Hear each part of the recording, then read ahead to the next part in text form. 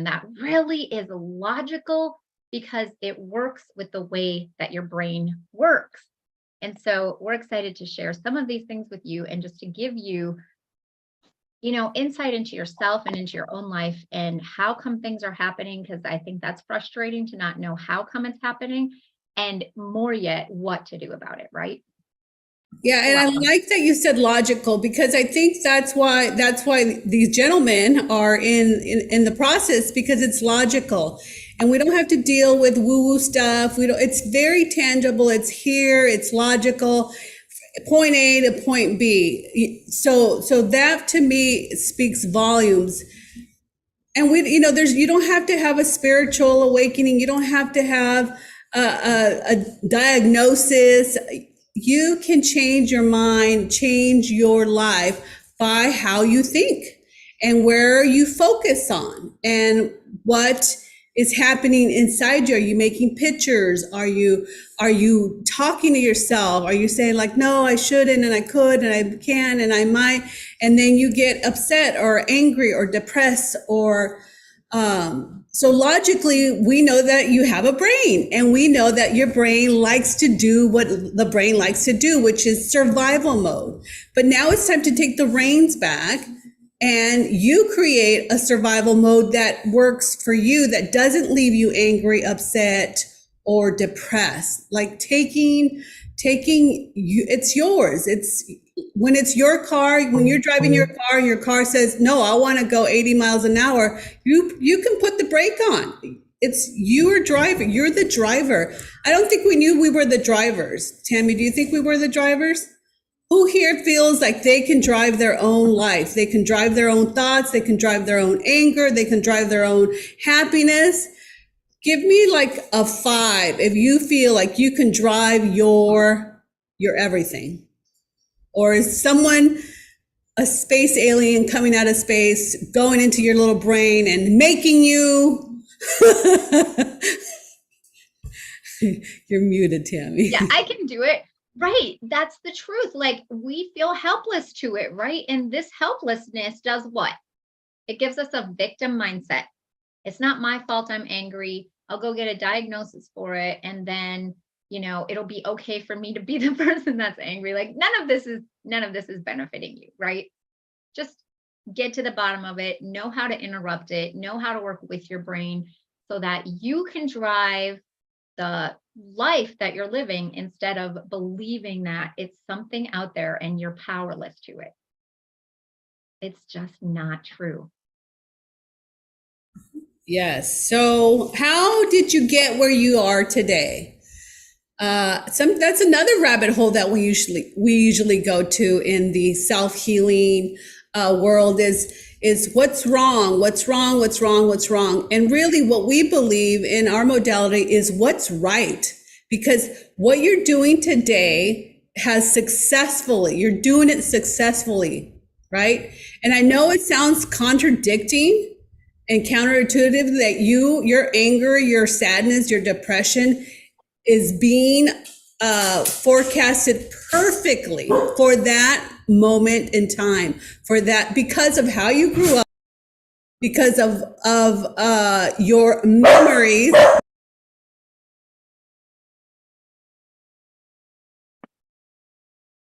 And the way that you were programmed as a child to deal with something. I'm not sure if that's where you were going, but I'll add that since you have a noisy.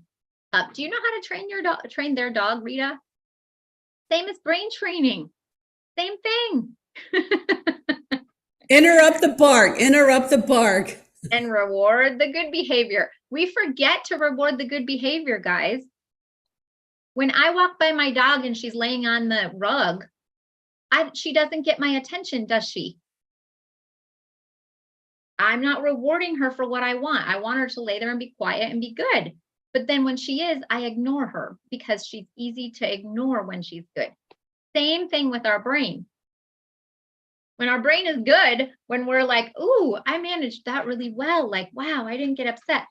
Where's the congratulations? Where's the reward? Where's the, wow, that really was good. So just like with a dog, we want to think about what can we reward ourselves for? when the behavior is good, because we're not noticing it. We're going to notice the bad behavior. We're going to notice when they tear up the garbage and poop on the floor and bark at the neighbors all day long, right? It's going to get our attention. But what do we want to put our attention on? What we want more of.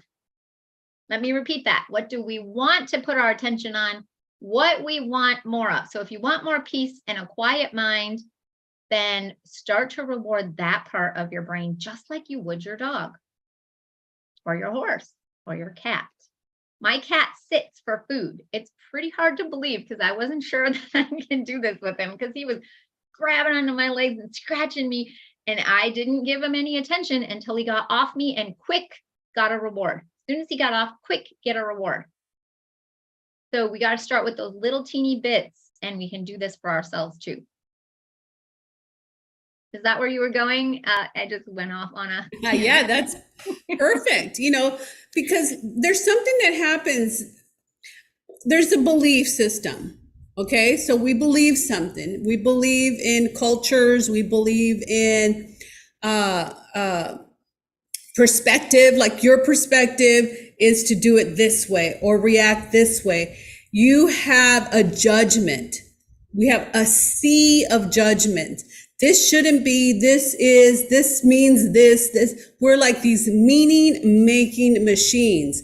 And that gets us in trouble because you're not 5 anymore. You're not 10 anymore. You're an adult, right? And what you have a say in the matter and you have choice in your life. And I know sometimes we walk around like we have no choice. They did it to me. And that's what we call the lower model of the world is they are doing it to me. Physically, mentally, emotionally, if it's your food, if it's your time management, they are doing it to me.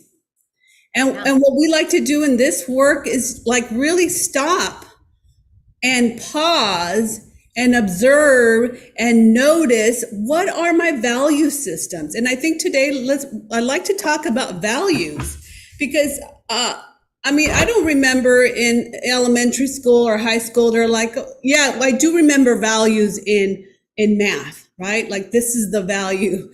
So I know a couple classes before I talked about what do you value? Do you value? And I did through my marriage, through my, I always thought like, what do I value? Being right or being happy? And I had to keep that in my forefront, be happy or be right.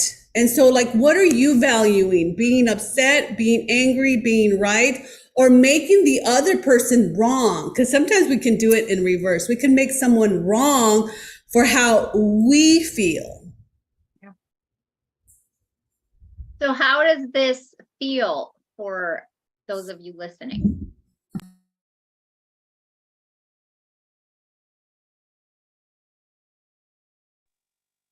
Share your like story. Stop always being the victim in every single story.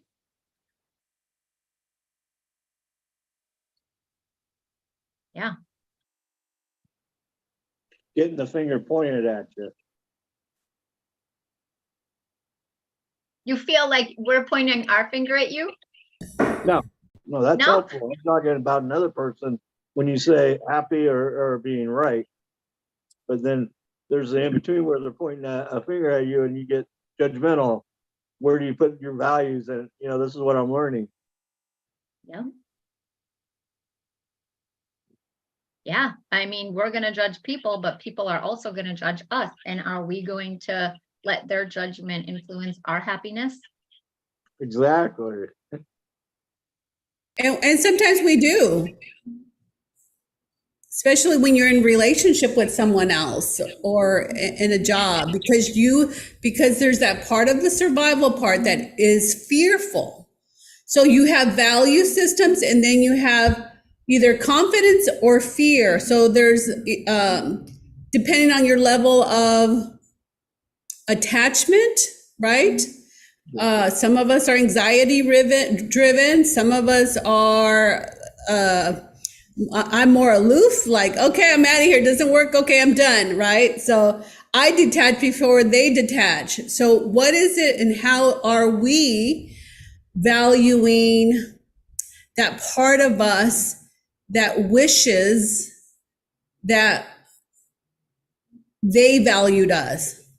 So if we value the other person's value more about us, we're in trouble. Because when they People leave, pleasing. say that again? People pleasing. Yeah. And we want to please our partners. We want to please our children. We want to please our boss. And it's why. Why do we want to do that? Because we get something in return.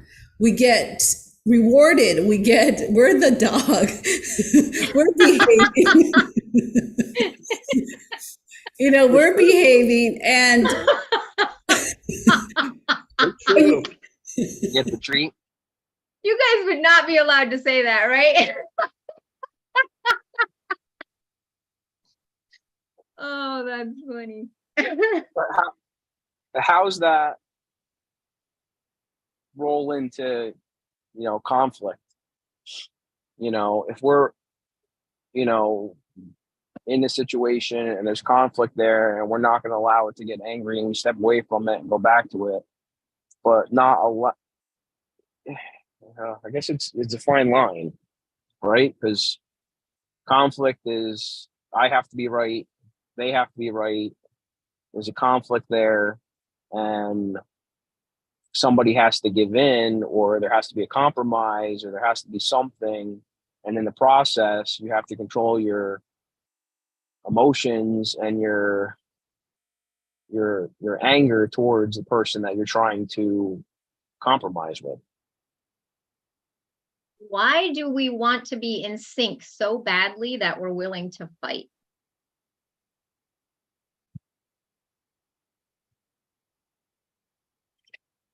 Like, where did we learn that, ooh, I want them to think like me, or I want them to do it my way, or I want them to do this, so we'll fight? Where would that even, how does that even make sense if you really think about it? Well, it's learned behavior from the environment we've grown up in. We learned it from our parents, our grandparents. We learned it from colleagues at work. We learned it in school. We learned it Exactly. from There's a story about a guy. We learned it in Catholic school with the nun with the ruler. We're not allowed to do that anymore. they didn't have rulers back there then, Brian. Yeah, I don't know. He's old. I got scars. I can agree with him. Yes, he Right. did. But I there's got a guy who fingers. goes fishing, right? And he goes fishing with his buddy, and they set up this whole plan to have a day of fishing. They both love it. They haven't gotten together in a long time. They go fishing. And every time his friend catches the big one, he keeps throwing it back. And the guy sitting next to him is scratching his head like, man, I thought we're out here to catch the big ones. And this guy keeps throwing it back. So after the fifth big one, he's like, I can't stand it anymore. I can't figure out how come you're throwing the big ones back. And he said, oh, because my grandpa taught me that if they're 9 inches, they fit in my pan. So I always throw the big ones back.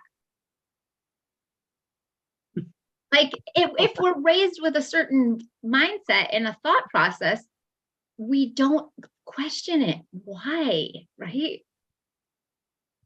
Yeah, those are legacies, right? Legacies that are passed down, not the ones you want. But it doesn't make any sense. We want to be in sync with someone. We want to be in harmony. We want to be in love. We want to be in a beautiful relationship. So let's fight.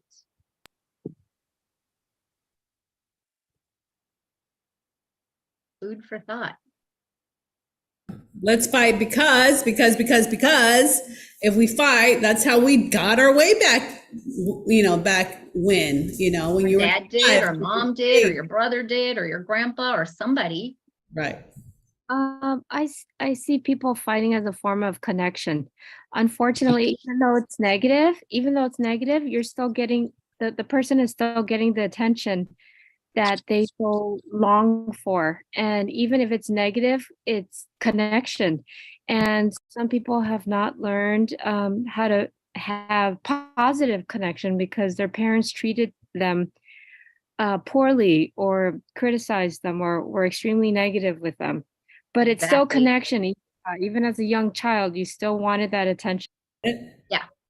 Well, let's call it attention or engagement, but it's not connection, because the definition of connection would be two people going the same direction, or two people like actually wanting the same thing. But it is attention and it is engagement. Like if you're angry and you're yelling at each other, there's engagement, there's attention there.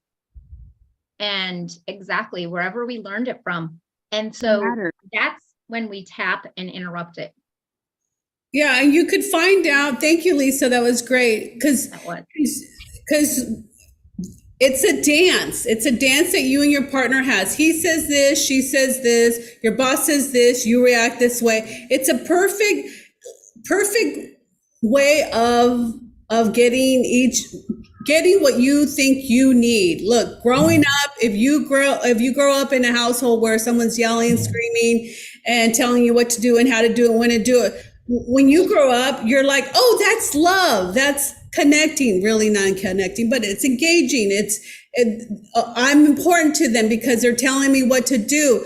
And so we gain and we have habits that no longer serve us. So again, we have belief systems, we have perceptions, and we have, hi Dee, what was the other one? Perceptions and judgment. So now we can pause, observe, notice, and what is it that you want more of, right? Like we talk about, because we want to direct our brain to what do we want more of. And so when you are Brian, in a discussion with an individual, what's the end result? What is it it's better to understand the other person than to love them. I'd rather you understand me than say, I love you, because the way you love me might be not the way I need love. But if you understand me, if you get me, if you hear me, if you value what I'm saying, I don't have to be right or wrong about it. But if someone heard you from that level, what kind of relationship would you have? What kind of outcome would you get by just, not having, it's what we call ego, right? It's like the ego. To us, it's the survival part. It's the part that needs to be right or else, right? Yes, definitely, Dee, acknowledgement. You have a question, Dee? No, I was just going to say that I had read something the other day and it was just like, had I loved myself better, I wouldn't be in half of the situations or half of the stuff that I allow, get myself into. So I just think that comes into play a lot too with a lot of the stuff we go through. Like, it just like we sometimes, because we want that connection, or we want to feel need, or we allow people to hurt us or do things to us because we really just want that love, or that whatever. And if we really take time to know what and love ourselves first, then we won't allow ourselves to be in those situations. Yeah. Yes, Dee, I think the easiest way to see how you love you is that little you, putting yourself, trading places with that little you. Would you want your little niece, your daughter, your nephew, your cousin, would you want them to experience this relationship? Is another way to see what that would represent. And I want to add that it doesn't matter what other people say, guys. It doesn't matter how they act, how they behave. If you know that's them, if you understand that this is their level of communication, this is their level of emotional intelligence, if they are, because they're not doing it to us to hurt us. Angry people aren't doing it because they want to hurt us. They're doing it because that's the only way they knew how to get the end result that they're looking for. But if you back off and you don't engage, then So- what's the playing field? You have an open field and they can see, maybe not. So the hurt is only going to be if we continue to allow. Does that make sense? Because I would say, Gabby, go ahead, Brian. Not necessarily have to agree, but not and validate what they're saying and say I understand, but without necessarily disagreeing with them, but not agreeing with them. You kind of cut in and out, Brian. Say it again. Validating them. Yeah, like not necessarily having to agree with someone, but understanding and validating what they're saying so that you don't create that conflict, and at the same time not agreeing with what they're saying. So you're not necessarily agreeing with them, but you're letting them know that you understand and validate what they're saying without having to agree with them. Yes. Right. And That- create a solution, create a solution instead of like, oh, well, if she's right, then I'm wrong. Or you like the way we get defensive. What if you both, if you validate it and then you're like, oh, how does this solution sound? Or you come up with ideas together so that you're kind of doing it together. And Lisa says, don't take things personally. And that's a hard skill to develop, but oh my goodness. And how much easier is it to be around someone that's not so offensive? When Rita comes and visits me, I'm always like, oh, this is so nice. Cause it's just like, go with the flow. And that's like a person that you're actually attracted to. So if you want to be more attractive, fight less, right? Be the less hard nosed, be the person that they become like, I want to do what you want to do also, because they appreciate that you have the skill of not being offended easily. Yeah. Even the Bible says, if it offends you, pluck it out of your eye. It doesn't tell you to go get them, go beat them up. It says, get it out of your own eye. Who's offended? Me. The Where's observer. in me? Yeah. And this is where we would go into work with, like, okay, my partner said something. You turn that around and you're like, okay, what am I making it mean? Because you're making it mean something. And it's not a hard skill to develop, Lisa, if you have the right process or the right protocol or the right mindset.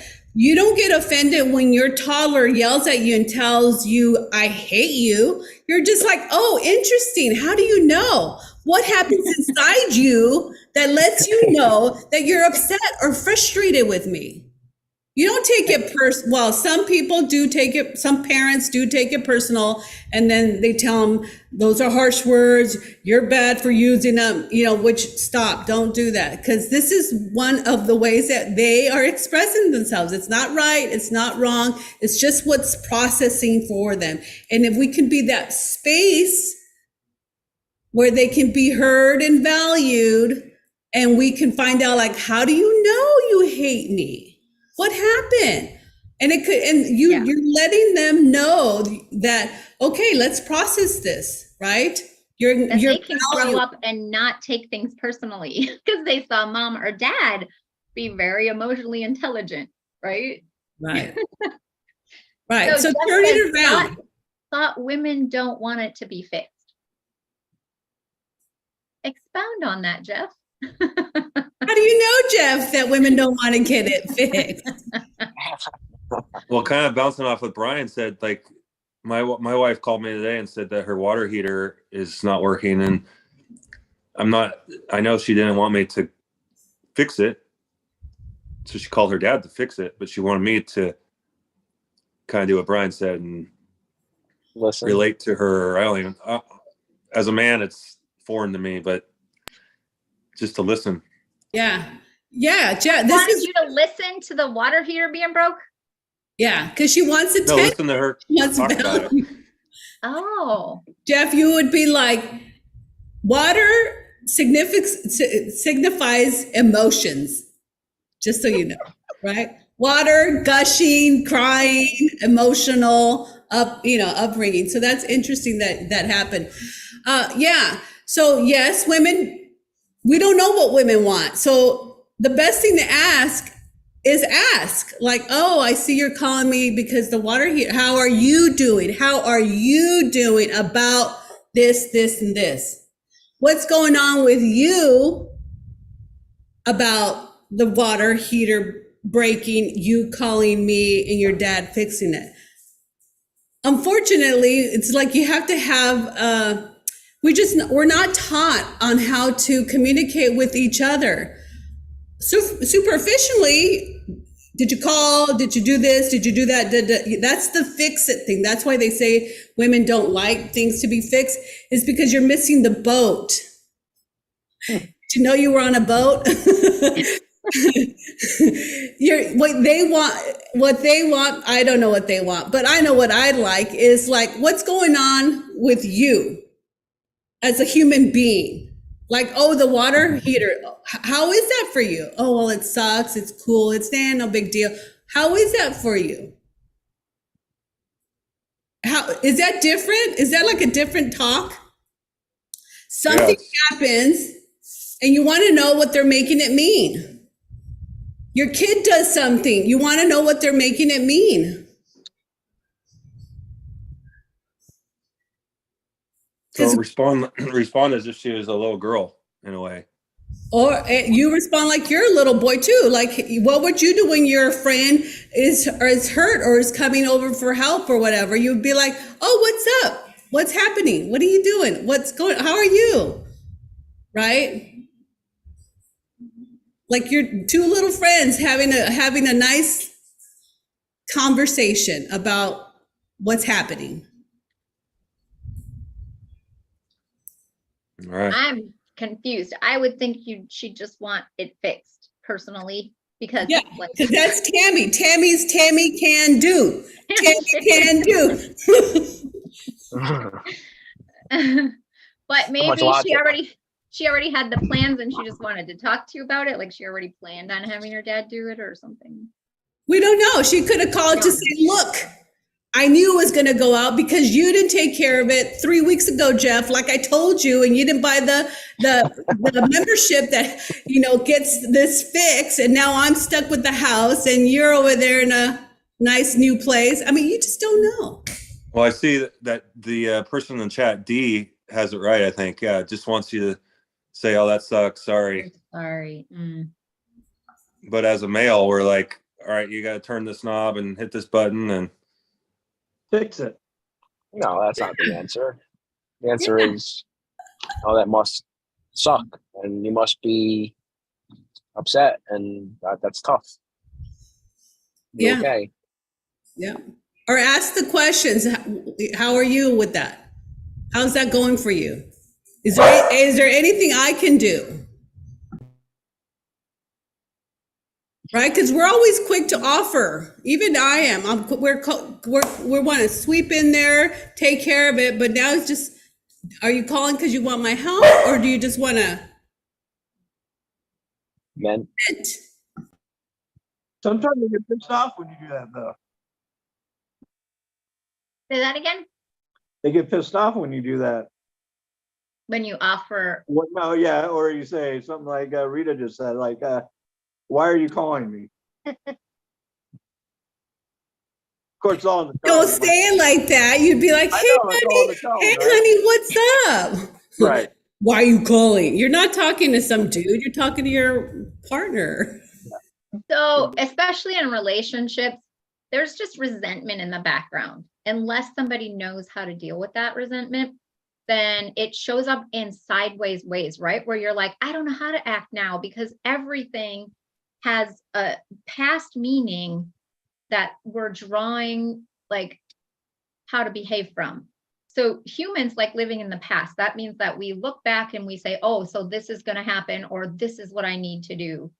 But if we're living in the past, then it's really easy to hold on to some of those things that hurt us at one point. And now we just come out sideways on emotions because we just have such a backstory, right? That's exactly right, Tammy. That's why you we feel like we can never do it right. We can't get it right. We can't say it right because there is so much back noise and so much sideways that you're going to be wrong. You're going to be wrong. So what do? Right? You have the emotional intelligence to be like, okay, that upset me, or that is triggering me. Hold on, honey, I'll be right back. Pause, go take care of yourself, clean it up, clear it out, right? Tap it out, come back in and be whole and complete. Be here and now. You don't go sideways. See, they went sideways, so we're like, I'm going sideways too, right? And then there's a water leak everywhere. The hot water's really broke. Was it the hot water heater? Oh, it was broke before, but now it's really broke. Yeah. So being aware, observe, notice, what are your beliefs? What is the perception? What is the judgment? Like, why are you even calling me? We're divorced. We're separated. I got my own problems. You know, there's all that back top that you want to clean it up, Brian. Been there, done that. Yeah. Yeah. So what do you do before you go to sleep? You say, here, she called me up and she didn't want me to fix this, or she got upset, and then you let it go. Right? Let it go, let it go. Flip it, switch it, make it nice. Make it so she called you up and said, oh, I was just checking to see how you are. Yeah. Why? Because otherwise that turns into your resentment. And then you're going to react sideways when things like this come up. There was a time when I felt like this was really unfair. I was like, I'm doing all the work. Like, I'm the one that's always mature, and I'm the one who's always taking the slack up, and I'm the one that's always this and that. And I thought, this is less fun than just, getting in the brawl of it. How come I have to be the mature one? And I was having a little child's fit, because I had to be the mature one, which wasn't very mature. So, however, look at who you want to be no matter what. Yeah, what is your value? What do you value? You want to be this person that treats another human being like a human being? What is your perspective, that you are the man or the woman that has the emotional intelligence? If your perspective is there's nothing wrong here, there's nothing to fix, it's just to be with what is happening. So all that sideways stuff can start clearing up, because it's not going to clear up. There's going to be resistance, and there's going to be judgment, and here I go again. So we go back into our story of I'm right and they're wrong. I'm valuing how I feel today instead of just valuing the relationship, or valuing your sobriety of like not being angry, right? Like not having to react. That's where you want to be, is that you want to be able to choose to react, to respond, versus just flying off the handle, right? Or feeling hurt, or feeling upset, or feeling like this is how women are, this is how men are, this is how life is, or this is how I'm constantly treated. Because once you do that, then you're a victim again to that circumstance. Yes. You've just disempowered yourself. And the big thing is, so you might be the one to change in this relationship and start to become more mature and more emotionally intelligent, so that you can have another relationship. That's good. But if you don't, and you stay the same person, the next relationship, what's going to happen? The same thing. You still have that pattern inside of you, so that you get offended easily and you get upset, and nobody's going to enjoy that. Yeah, remember, you're taking you with you wherever you go. You're taking you with you into your other relationship, into your other job, into your kids' relationship, into the dynamics of you and your health and your well-being, you and your driving. You're taking you everywhere you go. So might as well stop and notice what it is that you're doing inside that's causing a reaction or that's causing this undesirable outcome. Okay. And it's up to you. It's up to you to, I think that was the hard pill for me to swallow. It's like, it's up to me. There's no one out there that's going to help me fix it, change it.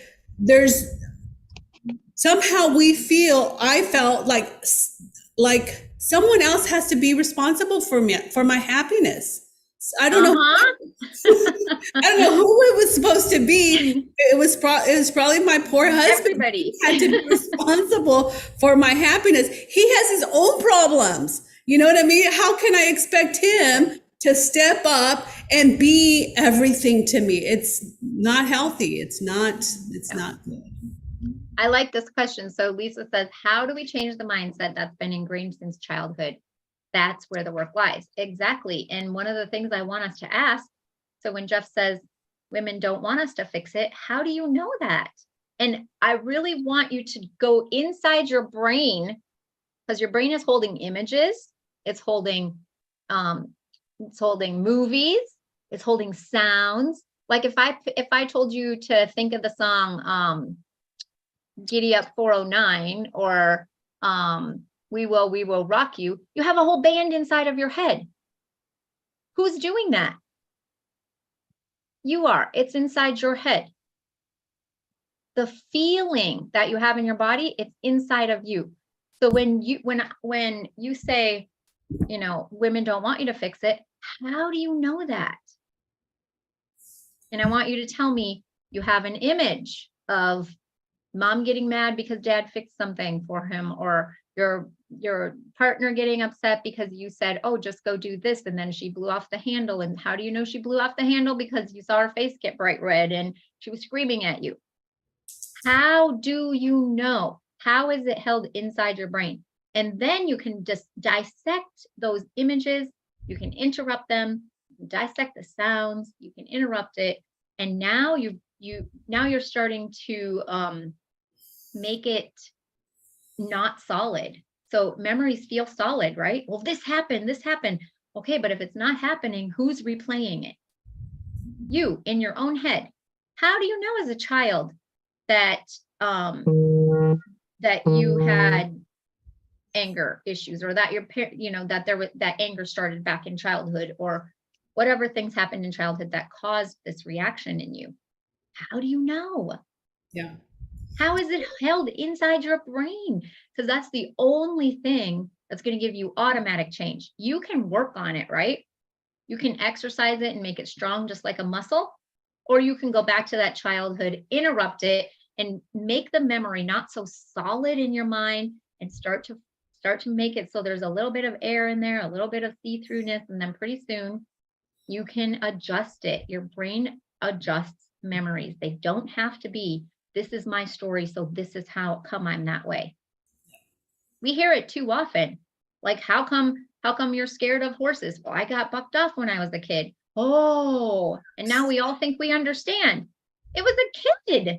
It's been a long time ago. Like, we can update that memory, right? How come you beat your kids? Oh, because I was so abused and my dad left and my mom hit me every day.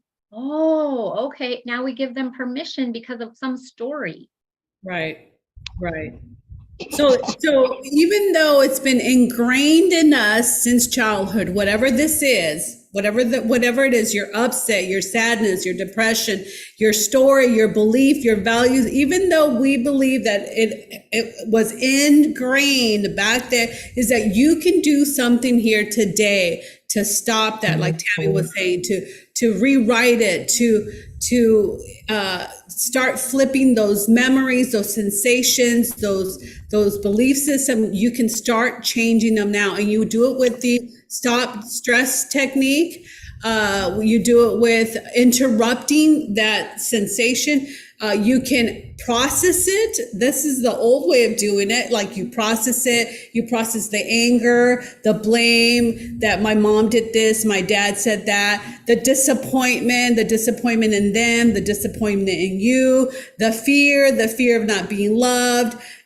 Then you go into understanding. You understand that, it is what it is and we let it go. And you're empathic with that little you that decided to be angry or that your parent decided to be angry. And then you create the solution like here today, I will be love, or I will be, I'll let it go and I'll let it flow and I'll let it out and so switching it becomes easier. It becomes faster and quicker because you go through those processes quicker and faster and quicker and faster. And is it okay for you to see the child, yourself, the child that you were, to hear all the scenarios, to feel all the beautiful sensations of being loved, that's being nourished, being benefited, being nourished, benefited, and having good things in your life? Is it okay for you to have that in your childhood? Yeah, that's a lot of us think, no, start. I deserved punishment. Let it go. So we tap, Yeah. right? No wonder why we punish other people to try to connect. No wonder why we punish other people to try to feel good about ourselves. Whatever we learned back then, we let it go. Do tapping, take that deep breath in, slow it out, peace.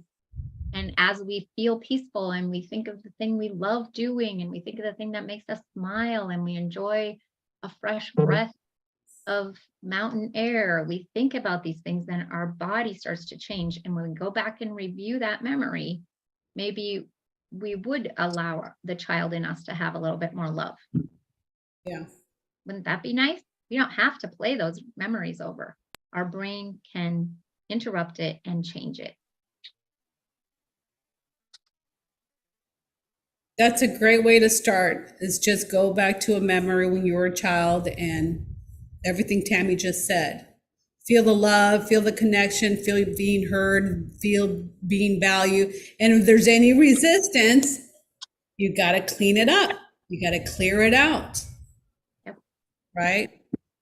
I had big resistance. Do you guys want to hear my story about big resistance this past week? What?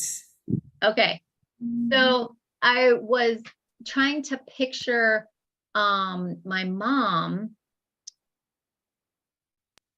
What was it? Oh gosh, I thought of it just a second ago. I was trying to picture my mom not being like perfectionist, I think it was, like everything has to be so. And I was trying to picture this and I'm like, every time I hit resistance when I'm like, oh yeah, I would create a memory and think about it. And I'll be like, no, that's not who she is. But no, she'd never let that happen. That's not going to happen. And so that's resistance inside my brain. When you think of your mom and you try to think of something different than who she is, like who you believe she is, she's different to other people, right? Because it's only your belief. She's different to your brother and sister, right? Because it's only your belief. So, anyways, that's resistance. And sometimes we have to do what Rita said, which is imagine that it's my mom's grandchild in my memory. And now I can see my mom differently, or I can imagine that, that I'm the mom and it's the little me. And how would I want to be responded to? So there's lots of tons of different methods that we can do to get a different perspective. But the ultimate goal is to have every childhood memory have everyone smiling. So everyone is happy because those people now are running your programs in your head. The abuser, the loser, the neglector, the abandoner. If they did that to you, you don't have to hold on to it. Let it go, let it go, let it go, and make it a different image, a different sound, a different feeling.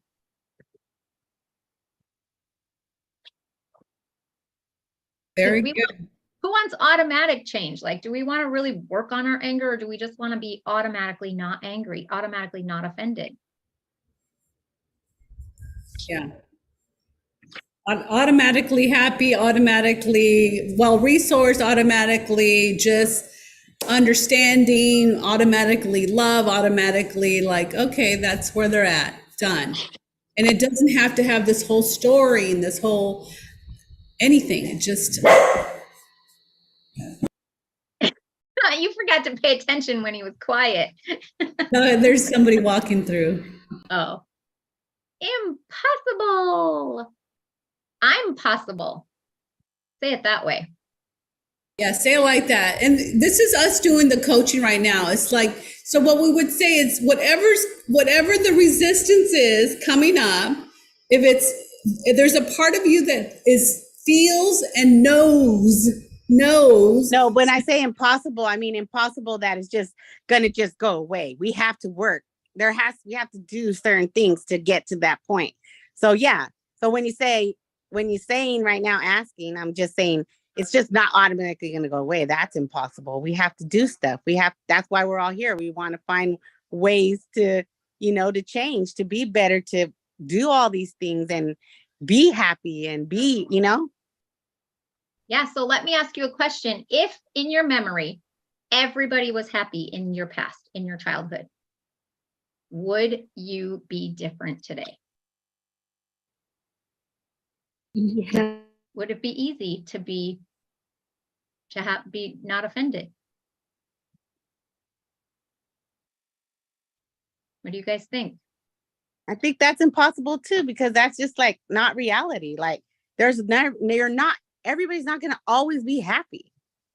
But I don't know. Yeah. That's true. Everyone's not going to be happy, but if they're all smiling and they're smiling inside your mind, do you see how much less reactive we are? So if you haven't experienced changing a memory and then having a completely different result, being like, I never act this way, I can't believe it didn't even bother me, then you don't know how effortless it feels. But these are the things that run in the back of our mind, and they cause us to react from those old resentments. So it's much more possible than all the hard work of trying to be a different person. Go back and create a different past, because I know that you think that's not reality, but I can guarantee you most of your brain activity is not reality. You're thinking that car's going to hit me. My kids aren't going to call. I'm going here today. Oh, this bad thing's going to happen. None of that's reality. We don't live in reality inside of our brain.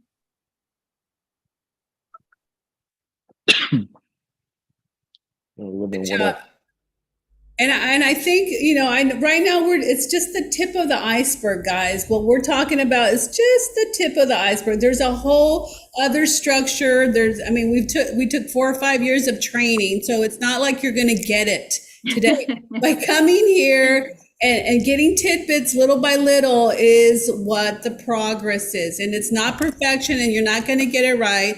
And you still have to work with you. So knowing how you do the upset, how you do the anger, that's all you need to know. It's like, okay, what do I need to do today to be whole and complete, to be in an emotional intelligence? Does that mean I need to go to sleep early? Does that mean I need to eat healthier? Does that mean I need to, be more restful? You have to know what it is, because I used to have a friend that she would say, like, she's just not resourced. I'm not resourced. I'm like, oh my God, get resourced, woman.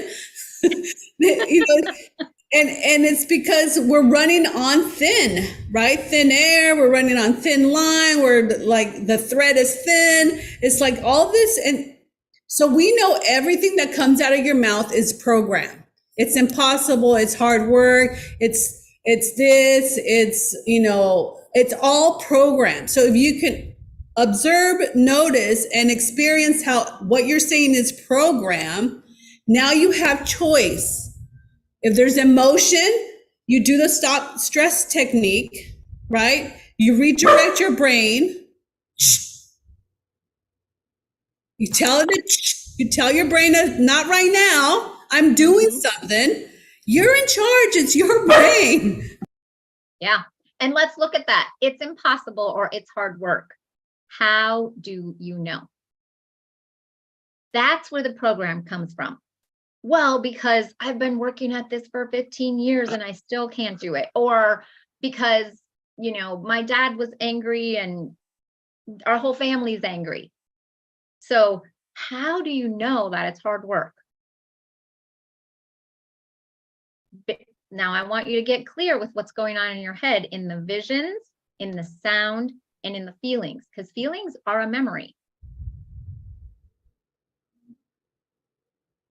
You got a lot of resources.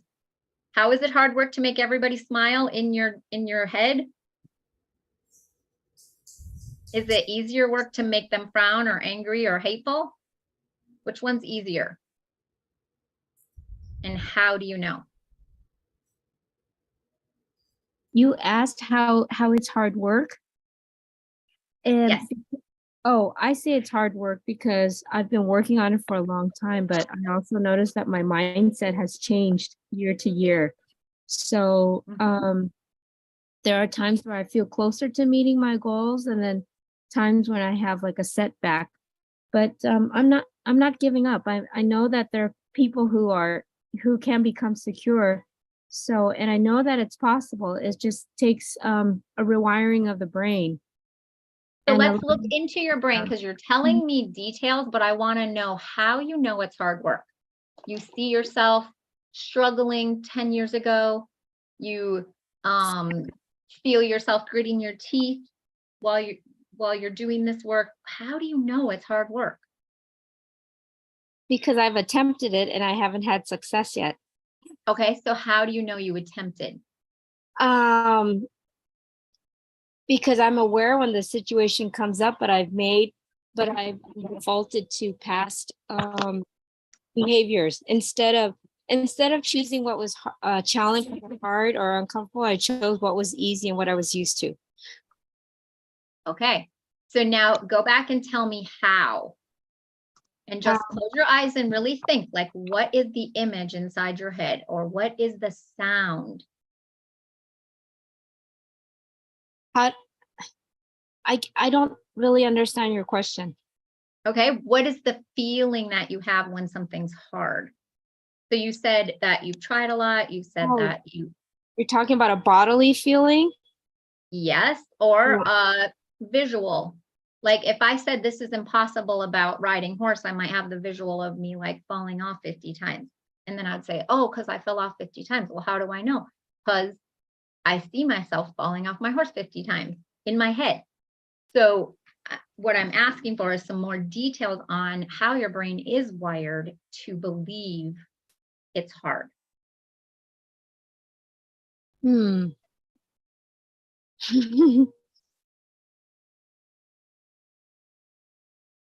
Because I just keep falling off the horse. Yeah, because I keep like, how do I know that it's hard work?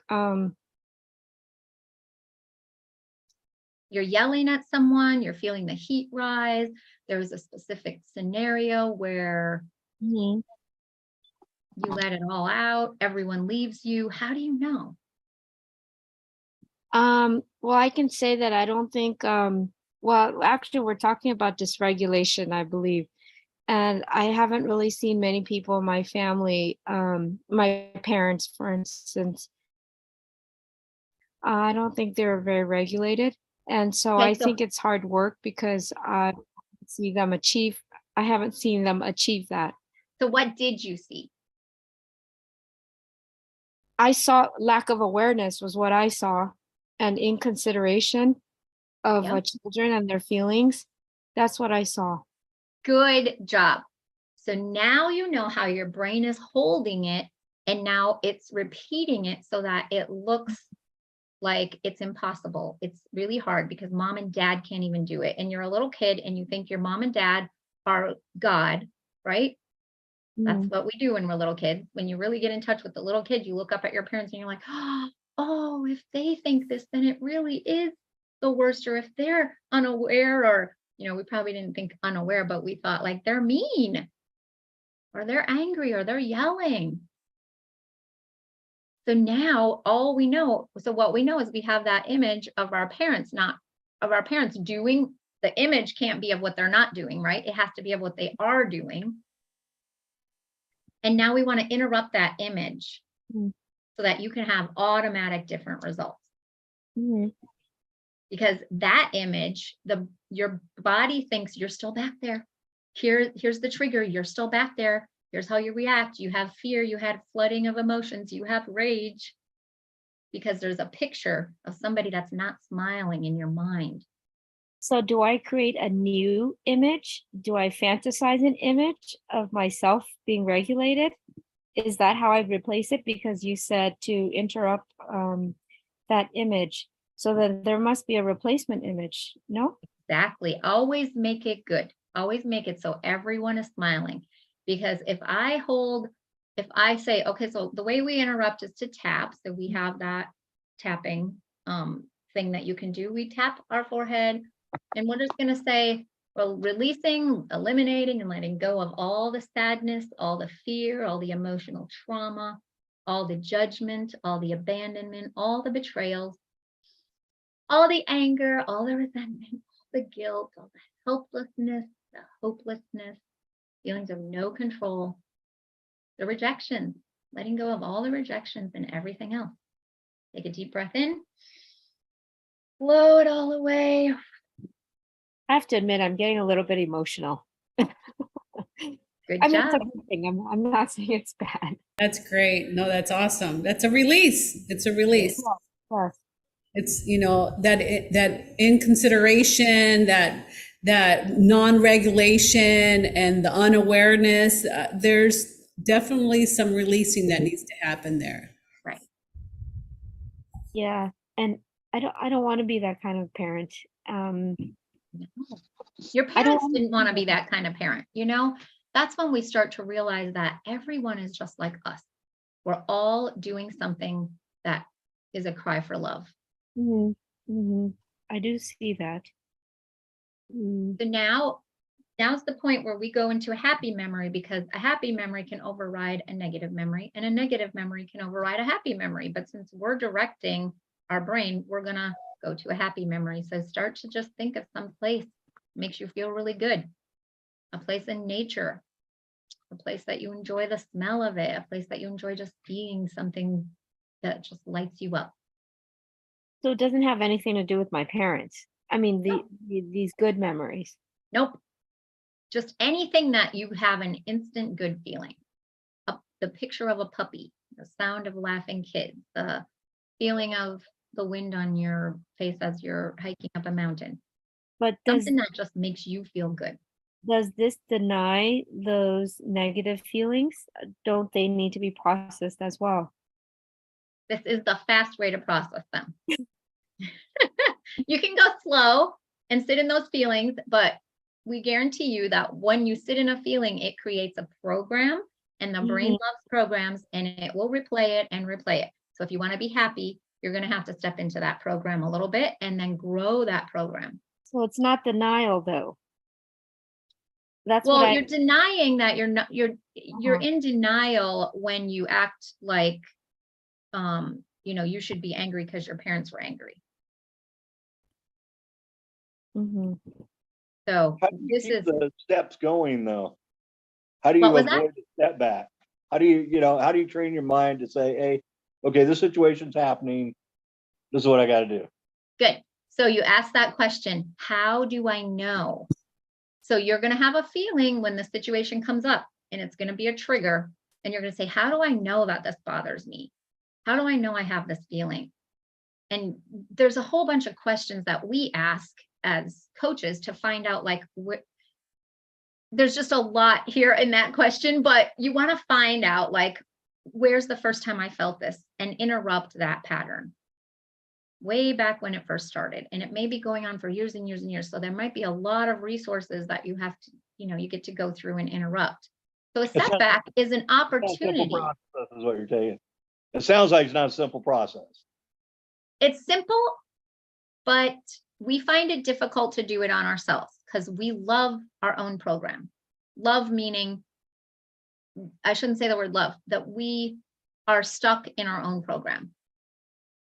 So that's what we want to do because it's normal for us. Our brain thinks, oh, we just do this. We just do all day long. We just do this. We just do this. We could do happy all day long, or we could do angry all day long. But the brain will get really good at just doing it for us. It's And that accept that. theory, it's like that theory, fish in water. Like you're a fish, you don't know you're in water because you're enveloped. It's your life, right? It's like as a coach, we can see your blind spots. That's why Tammy's able to direct her because we know what's happening in the background. We know what's happening in her brain. We know how the brain works and how memory works and how beliefs work.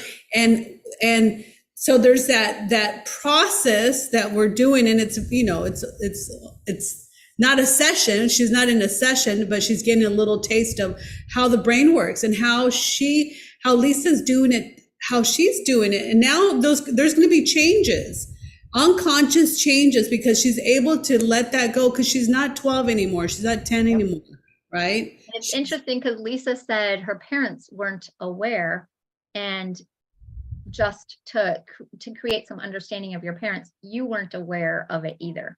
And I'm not aware, right? We're not aware of what we're not aware of.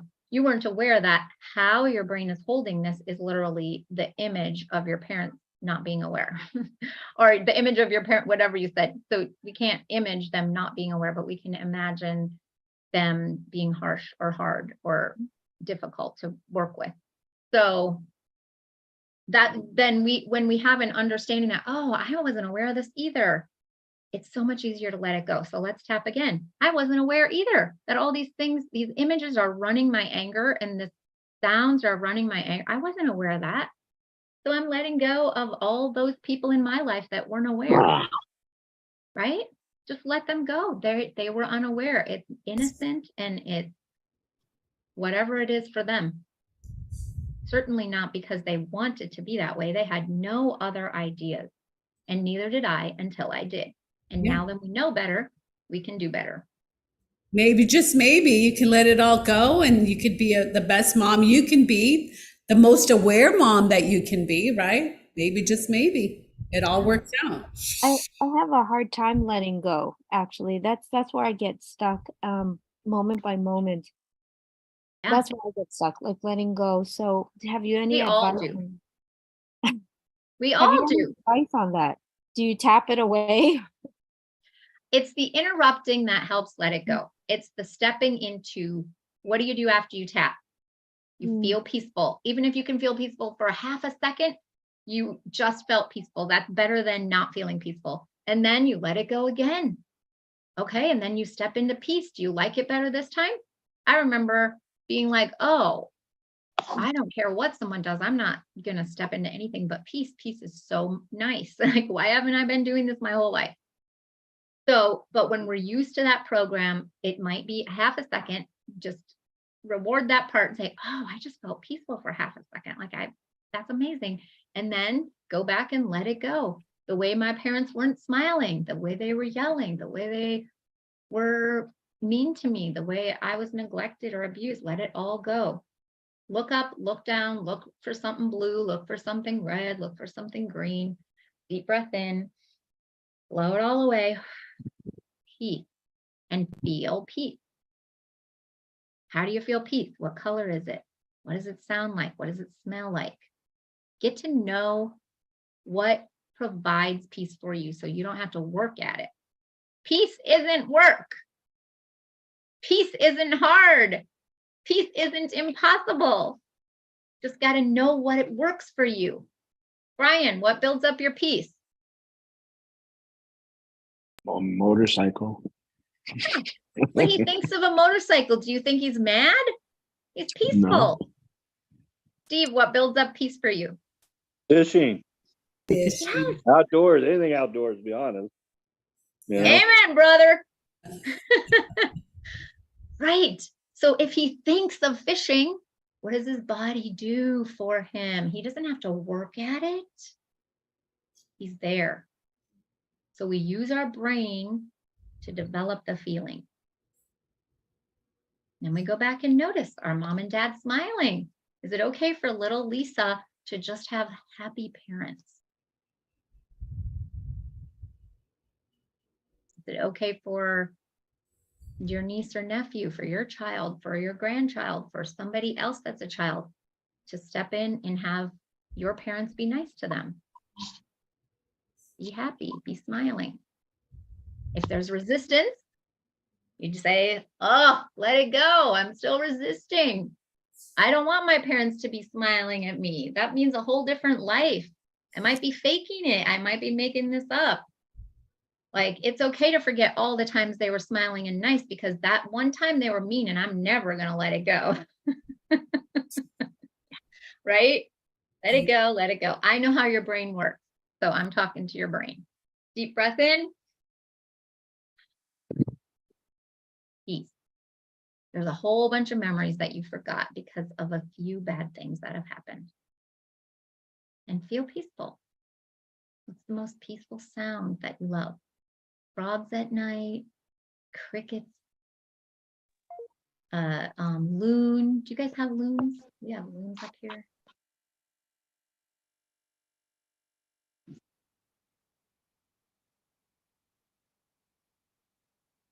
Feel peaceful longer this time. Don't work at it. Peace isn't work. As soon as you know, I still don't want to let my parents be happy. They don't deserve happiness. And notice how you're really taking your own happiness away. And admit it. I don't want to be happy. Let it go.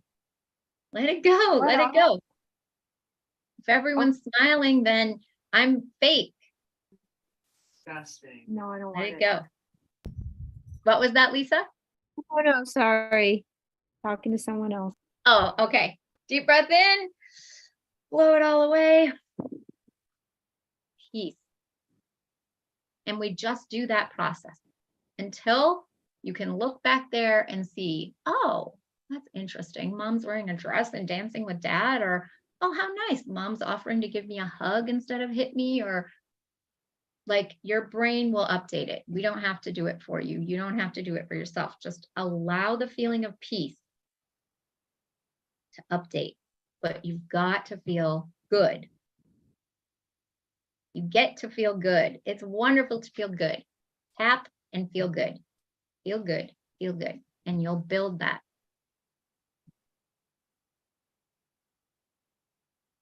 Good. Any questions? Very good. Very good. Good job, Lisa, Dee Dee, Jeff, Ryan, Steve. I think I mentioned this last week, but I know we always talk about updating past memories. I update all my current memories to make all these experiences that I'm having with the kids and stuff all positive. And I think that's been huge for me going forward. That's awesome. Your brain has new resources. Your brain Yeah, has I just updated. Keep changing the story and over and over and over and over and over and over and over until the bad shit is gone. Awesome. And then does that help you react differently? Is it impossible? Is it hard? No, it's easier. Right. I'm not as frustrated with the kids. More patient with them. You find your reactions are different? Yeah, because my fuse is a mile long now. So I don't explode on them, and between interactions, if I keep updating these current memories and getting rid of the things that happened yesterday or last week and look back at it as all positive, it helps me. It sure does, because what's in the brain, what's in the back of the brain will be reused on you. You won't know it, but you're going to wonder, why did I do that? And there's a logical reason why you did it. It's not out of the blue, and it's not from outer space, and it's not from God, and it's not from Satan. It's from your past experiences being held in your brain, just coming back up. And you're all good guys and good girls. You're all good, right? When we act a certain way, we start putting ourselves down and feeling bad, and then we continue that cycle. So you're good. You're just living a program until you know better. Rewrite it, go back, and set yourself up to have better interactions, better reactions. Very good, guys. Ask yourselves quality questions, and know what you want. I know we're so used to not what we don't want. What do I want? I want peace. I want love. I want to be generous. I want to be thoughtful. Those are the ones where you want to keep going. Because I know we're used to, like, I don't want to be mad. I don't want to be angry. I don't want to be sad. We gotta flip the script. We gotta do the opposite of what you're used to, right? Pretty much. If you thought it and it, think the opposite. You felt it, you smelt it. Change it.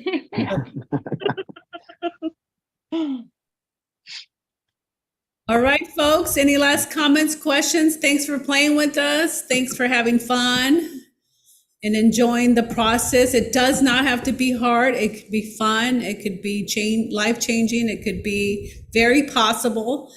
One day at a time, one moment at a time, one thought at a time. Capture that thought, observe it, notice, experience it, and redirect your brain. Transform that. All righty. We'll see you same time, same bat channel Next week.